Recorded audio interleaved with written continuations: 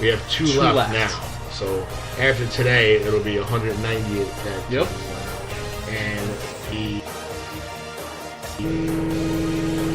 the final four were Demolition taking on the Hart Foundation. Amazing matchup. I mean, we can talk forever and ever about. And you can probably look up a bunch of matches too. That we can talk forever and ever about that. It's just. Two of the best of all we time. had Edge and Christian taking on the Road Warriors, also known as the Legion of Doom. And in that matchup, you have two of the greatest tag teams of all time. I don't think they ever faced each other though. No, they never got to face each other. I would have loved to see that match because it's two completely different styles. You had the Legion of Doom, which were more of like your hard hitting tag team, and then you had Edge and Christian, who basically helped pave the path for future high flying tag teams. They signified tables, ladders, and chairs with the Hardy Boys and the Dudleys. So it's a phenomenal Final Four with 200 amazing teams. Well, maybe not 200 amazing, mostly amazing teams. Mostly amazing. And then you have other teams that just... We'll go with mostly amazing. Mostly amazing. But the Final Four was jam-packed with talent. And the best part is that, like we just said, that they've never faced each other. You have that what if... The fantasy matchup, as some people call it. What if? Like, whatever happens if they ever met each other? Like, what would have happened? That's why we do these tournaments. And that's a great thing about these tournaments. So I look at it like this: the Hart Foundation, Demolition, no strangers. To each no other. strangers They at have all. fought each other before. The Hart Foundation has never faced Edge and Christian. Yep. The original Hart Foundation. Yes. Never faced Edge and Christian. Hart Foundation has never fought Legion of Doom. Yep. So you have four teams that the only familiarity is Demolition and Hart Foundation, who faced each other in the final. None of these matchup. other guys, Edge and Christian, has never fought any of them. Because Edge and Christian was a good. They came into the WWE a good 5 years after these teams had already left. Mm-hmm.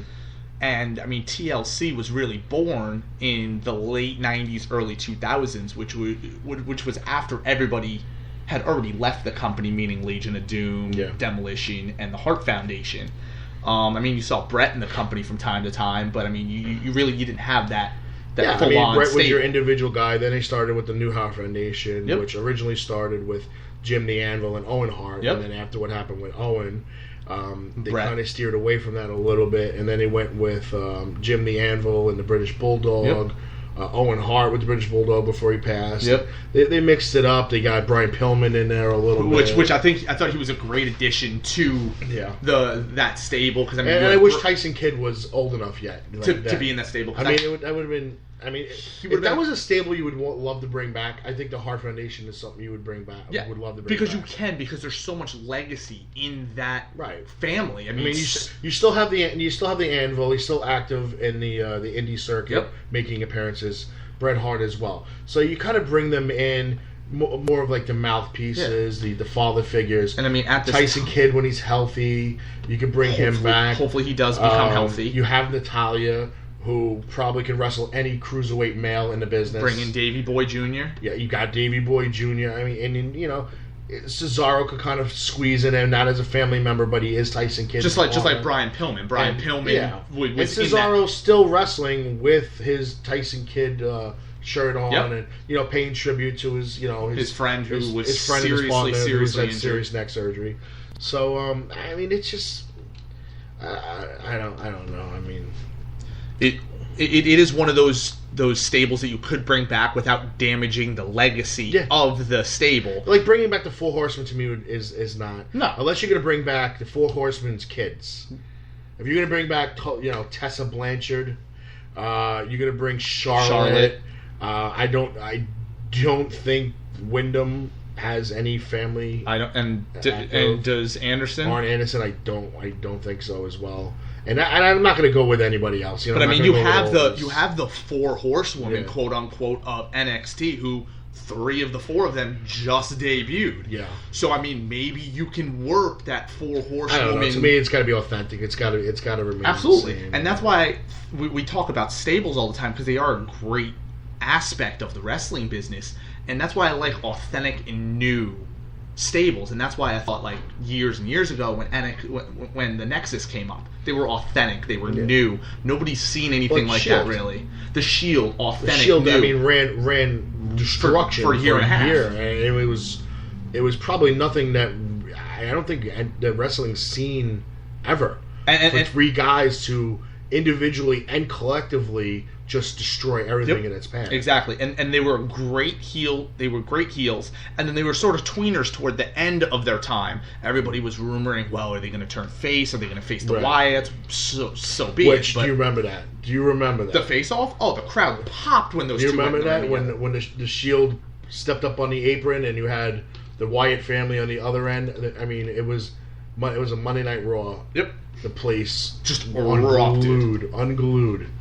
And then they stepped in the ring together, face to face, and then all hell broke loose. And they beat the crap out of each other. Oh, it wasn't even a match. It was just them. Beating the crap out of each other. And it's like it's a small rarity that you have two heel stables at the same time going at each other. And not even going at each other, but just the two heel stables that were evolved at the same time. Mm-hmm. Yeah, but you never really have two heel stables battle it out together. No, you don't. Usually they're, this focus points on one, and then another storyline's on another. Yeah. The storyline usually never involves both of them. Yeah. And it was that was great. It was a phenomenal storyline. Just we never got to see it like a full on feud between the two stables, but it was just a great moment. And then they broke up the Wyatt family way too early. They broke up the Wyatt family too early. I feel like the Shield lasted the perfect time. Yeah. And you made a swerve of Seth turning. Yeah. Whereas everybody thought, oh, Roman's going to turn, or Ambrose is a psychopath, he's going to turn. And just a huge swerve, and you have Seth doing it. And Seth has done an amazing job. It worked out great. I mean, it did work out great, but, you had Rowan and Harper that kind of, more Rowan took a back seat. They tried that whole thing where he was like a genius, and, but he was, they're quiet, and then Harper was the Intercontinental Champion for a little bit, and then he disappeared, and then he joined the Authority, and now Rowan's injured. Yeah, he's gonna be out for 6 months. And then they brought them back as a tag team again, and they were starting to do what they did back in the day and destroy everybody, and then Rowan gets injured, and I don't even know where Luke Harper is right now. So it's just like, oh my God, please just don't screw this up. And I don't want them to. I mean, I don't know too much about. Surprisingly, I don't know too much about Eric Rowan previous to WWE. I know a lot about Luke Harper. He was phenomenal on the indie circuit, phenomenal in ROH. He is a great talent for a guy who's 6'10", 6'8", 6'9", something like that. He's a phenomenal talent for a guy his size. Well, he wrestles like he's pretty much like Dean Ambrose's size. Yeah, if you haven't seen it yet, you have to look up his matches with Cesaro in the indie scene. Those two put on such a phenomenal show, and they're guys who can work for an hour plus and just look like they've been in the ring for 5 minutes.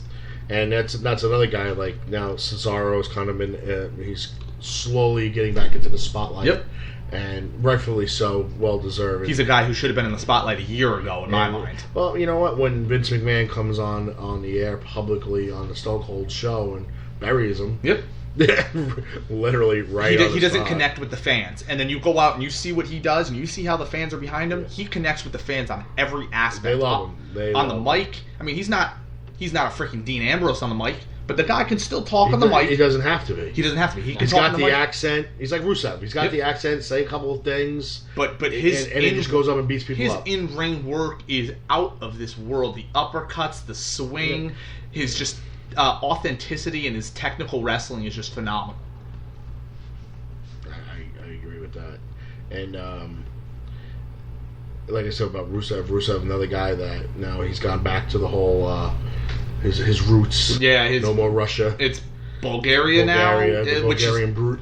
I don't even know. Whatever the case may be, he is Bulgarian. He's a foreign brute. He is Bulgarian. Yeah.